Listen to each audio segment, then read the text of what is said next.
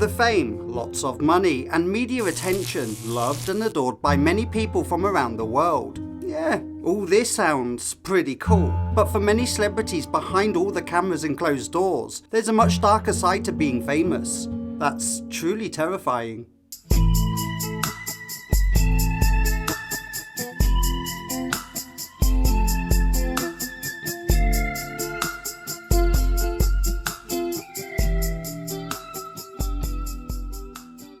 Good morning, good afternoon, and good evening. Wherever you may be in the world right now, hello, my name's Lloyd, and today, you're watching When Evil Follows.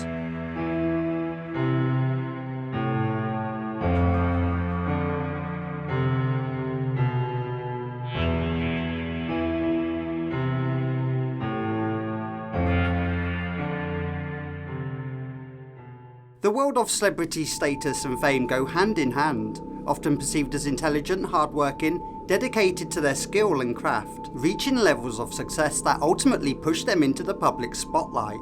Whether that's acting, singing, dancing, or just getting lucky and appearing on some dodgy reality TV show that completely blows. Love them or loathe them, these familiar faces become icons to the younger generation, loved and admired by all fans alike. And with that being said, today, we're looking at 5 famous celebrities whose death remains surrounded in suspicion and left unsolved to this very day. This list will be compiled from much-loved celebrities who were either murdered or died under extremely suspicious circumstances within more recent times. But before we get into it, please go ahead and subscribe to the channel and hit the bell so you don't miss out on any of our up-and-coming amazing videos, just like this one.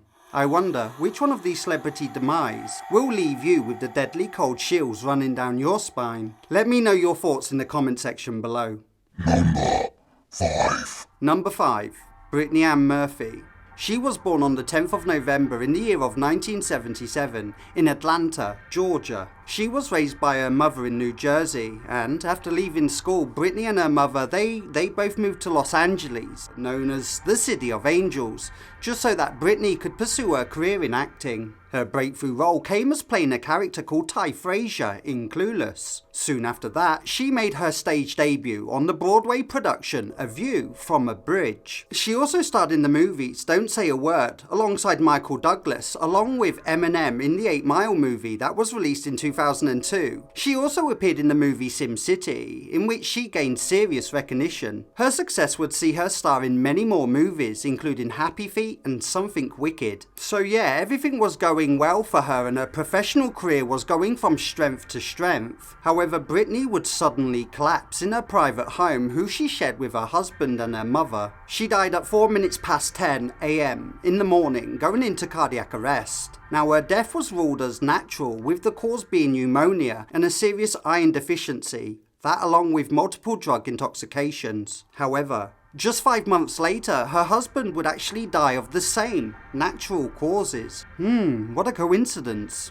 It was said that toxic mold could have contributed towards their deaths, but this was never accurately proven. Brittany's father claimed that after a second privatized autopsy, the reports revealed toxic metals within her hair, and that these poisonous metals could be linked to that of rat poisoning. The symptoms that they both had leading up to their deaths was consistent with that of rat poisoning. In fact, her father believes that her mother was to blame, as just before Brittany died, her mother Sharon had Brittany write a new will, signing everything over into her name. Her mother also quickly sold a lot of Brittany's possessions in private auctions. There's also another theory, that they were both poisoned by the government, purely because the couple were close friends with whistleblower Julia Davis, and they got caught up in the dramas and the pressures. Apparently, the couple were totally convinced that the government was spying on them, just months before their deaths. It's just strange how 2 young healthy adults should die from the same poisonings in the same house, just months apart. What do you think? Let me know in the comment section below. Number 4. George Reeves. Born in July on the 5th in the year of 1914, Reeves began acting and singing in high school and continued performing on the stage as a student in the performing arts at the Pasadena Playhouse. Reeves' filming career began in 1939 when he was cast as Stuart Talton. And even though his name was spelt incorrectly, listed on the movie credits as Brentalton, it didn't bother him too much, even though that's quite a harsh mistake to make by the creditors. However, Reeves' performance in the movie was deemed by the critics as nothing short of brilliant, and would soon land him a role in the critically acclaimed movie Gone with the Wind, winning no less than 8 Academy Awards. In the June of 1951, he eventually landed the main role as the American icon of freedom and possibilities, the Man of Steel, the one and only Superman.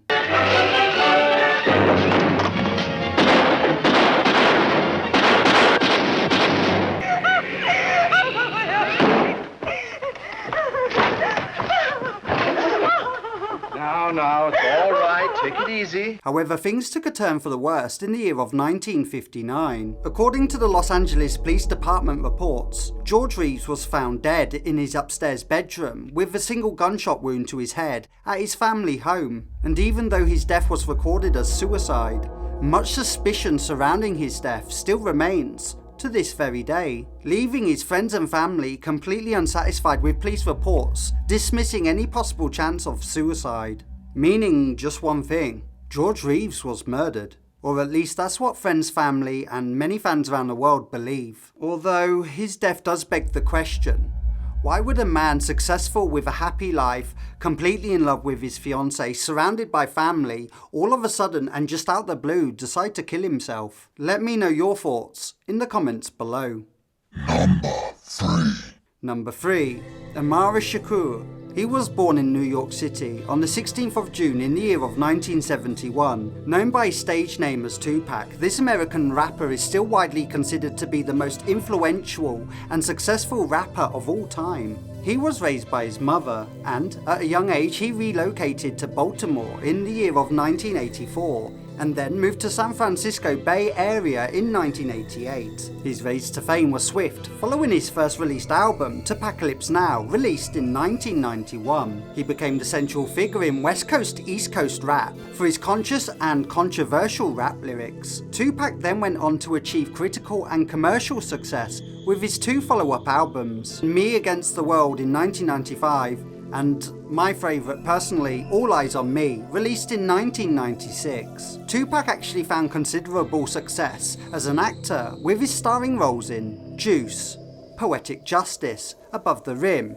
Bullet, Gridlock, and Gang Related. During the later stages of his career, Tupac was shot 5 times in a lobby in a New York downtown recording studio, and even experienced legal troubles, including imprisonment, after serving just 8 months in prison on sexual abuse charges. On his release, he signed to night labels Death Row Records, becoming heavily involved in the growing East Coast West Coast hip-hop rivalry. And on the 7th of December in 1996, after leaving a Mike Tyson fight in Las Vegas, Tupac was shot at 4 times by an unidentified assailant in a public drive-by shooting. All 4 bullets entered the car and entered his body, ripping through his skin and extending into his vital organs, leaving Tupac fighting for his life. However, just 6 days later, he sadly passed away in hospital.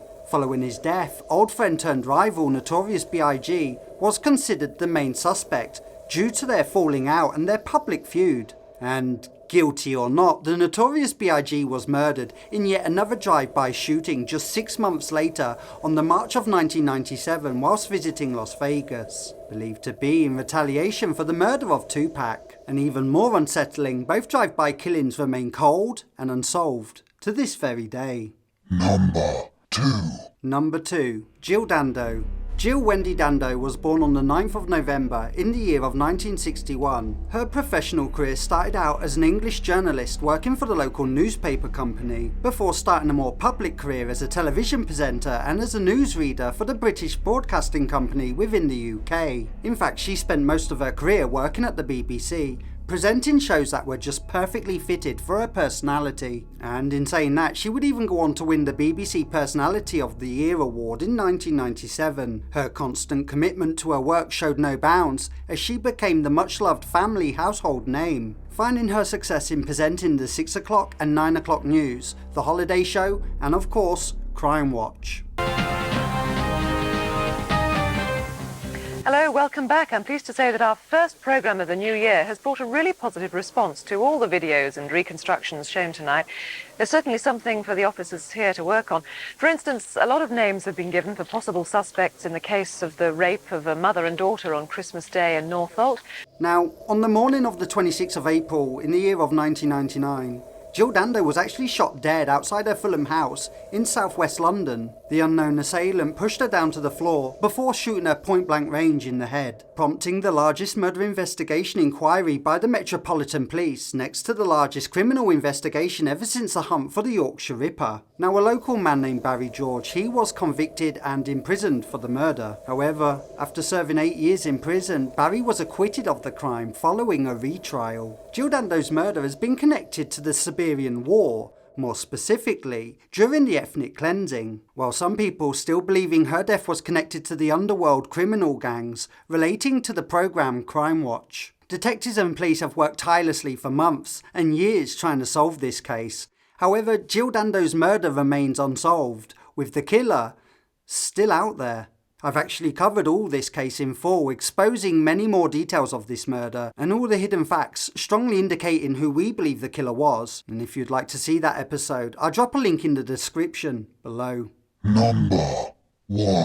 Number 1. Princess Diana. Diana Frances Spencer. She was born on the 1st of July in the year of 1961. Diana was born into British nobility and grew up close to the royal family, living on their Sandringham estate. In 1981, whilst working as a nursery teacher's assistant, she became engaged to Prince Charles, their eldest son to Queen Elizabeth II. Their wedding took place at St Paul's Cathedral in the year of 1981, granting her the title of Princess of Wales, a role in which the general public warmed to immediately, blessing the world with 2 sons, Prince William and Prince Henry, known as Harry. However, Diane's marriage to Charles would soon begin to suffer due to their incompatibilities and their external affairs, ensuring separation in 1992, eventually leading to divorce in 1996. Diana was known for her shyness, but she would continue to move from strength to strength, winning the hearts of many and the new title as the Princess of Hearts, as she fearlessly campaigned for those suffering with AIDS, poor mental health, the removal of landmines and cancer patients. However, during the early hours of August the 31st in the year of 1997, Diana was involved in a serious car crash just outside the Lamar Tunnel in Paris. Her partner Dodi Fire and the driver of the Mercedes-Benz, they were both pronounced dead at the scene. However, Princess Diana was still alive, but would sadly pass away just hours later. Now, all of this just sounds like a really unlucky situation, you might think. Here's just some of the random and unanswered questions completely ignored by mainstream media. Number 1 being, why were all the cameras turned off in the tunnel moments before the car crashed? Those cameras would have been so important in identifying exactly what happened. Number 2, Diana's blood tests actually went missing during her inquest. Where did they go? Who took them? Number 3, the driver of the car who wasn't really a heavy drinker, well, his bloods didn't go missing and apparently proved that he was 3 times over the driving limit. Yet moments before entering the car, he was seen on CCTV camera walking, talking, and completely sober and fine. Number 4, once Diana was put inside the ambulance, it took over an hour and a half for her to reach the hospital. Why? Bearing in mind the hospital was only a short drive away from the crash scene. Not to mention Diana was completely and emotionally in love with this extremely intelligent and brilliant foreign man, whilst potentially at the same time being pregnant with his child. Yeah, these are just a handful of the many facts believed to be completely ignored by the established media, and yet these unspeakable facts still burn deeply in the hearts and minds of the general public throughout the world to this very day. Hello there, and thank you for watching another episode of When Evil Follows. If you have enjoyed today's case, then please remember to subscribe and hit the like button. Don't forget to hit the bell so you don't miss out on any of our up and coming videos, just like this one. So, what do you think to our top 5 suspicious deaths? Do you agree with our list? Which one of these celebrity demise gave you the cold chills? Let us know in the comment section below. And also, if there's a particular part of this video you'd like us to cover in full detail, then please let us know in the comment section below. Here's 2 more videos that are guaranteed to send cold shivers down your spine, so go ahead and check them out. And as always, please stay safe and look after yourself, and I'll see you again the next time when evil follows. Bye.